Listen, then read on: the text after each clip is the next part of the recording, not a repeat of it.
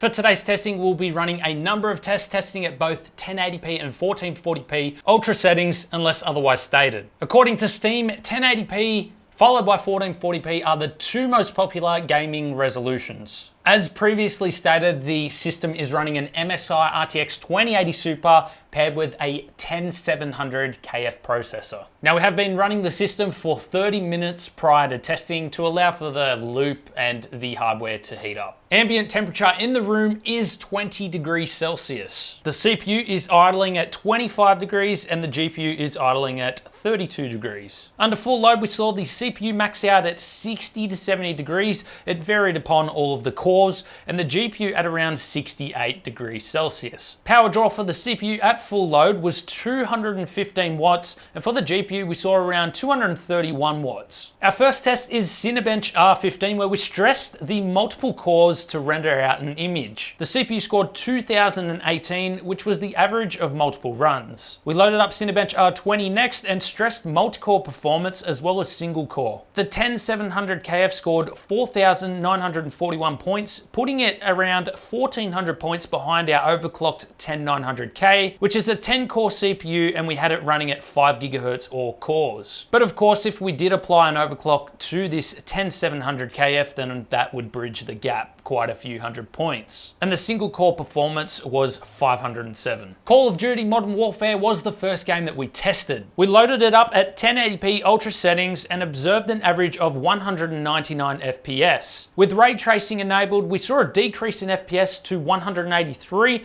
However, with these types of frames, I'd say it's very worth the frame decrease. 1440p saw an average of 150 FPS, and turning ray tracing on dropped it to 132 FPS. Ray tracing in games has really improved since launch. Metro Last Light is our second game, and in ultra settings 1080p we observed an average FPS of 336, while in 1440p we achieved 228 FPS. Shadow of the Tomb Raider has an in-game benchmark built in.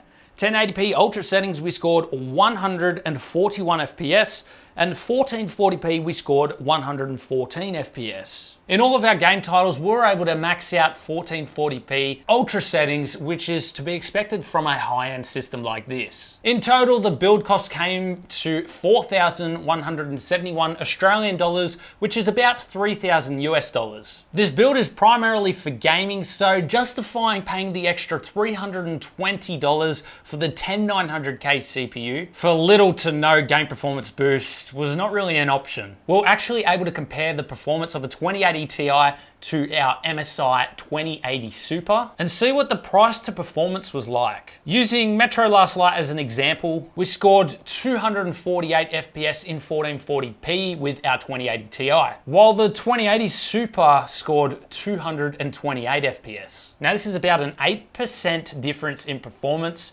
whereas if you browse the internet, the current 2080 Ti is about 33% dearer than the 2080 Super. Anyway guys, that about does it for today's video. Keep an eye out next week for the mid-tier and the budget build from MSI. We'll be bringing those out to you. Let me know if you enjoyed this format of video. Be sure to leave a like, consider subscribing. Check out our Patreon and YouTube channel member links. They're in the description if you'd like to help support the channel. And as always, I'll leave the hardware specs and links in the description if you want to check those out further. Thanks for watching guys, and we'll see you all in the next one.